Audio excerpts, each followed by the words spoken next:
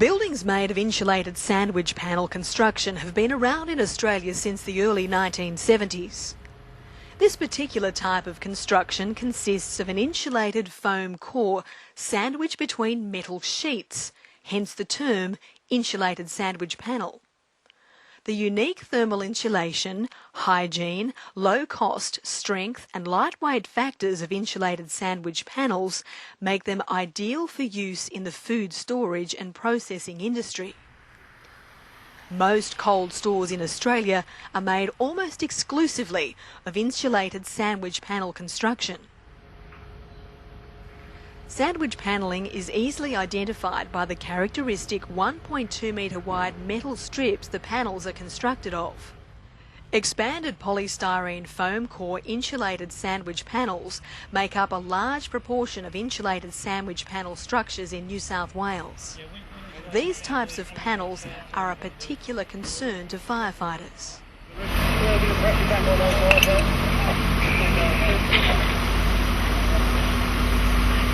Under fire conditions, the polystyrene core melts and begins to form a liquid that produces highly flammable vapours, resulting in high heat release rates, fierce burning, rapid fire spread, intense flame activity and large volumes of thick, acrid and highly toxic black smoke. As the core melts within the panelling, a void forms supporting fire development.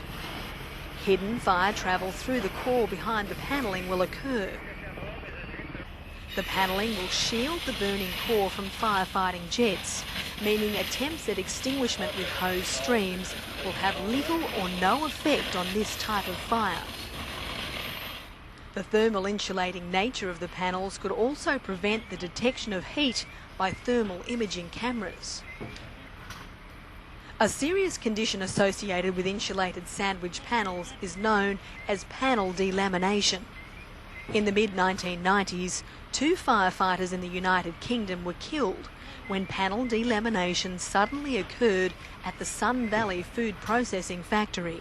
More recently, investigators believe panel delamination was responsible for the deaths of 4 firefighters in the United Kingdom in November 2007 at this Midlands food storage warehouse. Insulated sandwich panels are held in tension to ensure their load-bearing capability. When heat is applied to one side of a panel, the covering panel can suddenly spring open, exposing the core, which then rapidly becomes involved in fire, producing fierce, extreme and intense fire conditions. This phenomenon is known as panel delamination and is extremely dangerous to firefighters. It can occur within a building at a location that is remote to the fire. It represents the greatest threat to firefighters who may be attempting to access a fire through a corridor that is formed of insulated sandwich panel construction. When carrying out pre-incident planning exercises at buildings made of insulated sandwich panel construction, it's important that firefighters attempt to identify access paths that are not formed with insulated sandwich panels.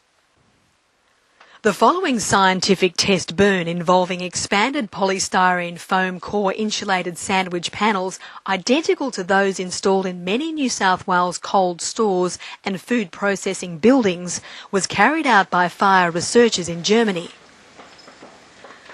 This test dramatically demonstrates the involvement in fire of expanded polystyrene foam core insulated sandwich panels and, in particular, the consequences of insulated panel delamination.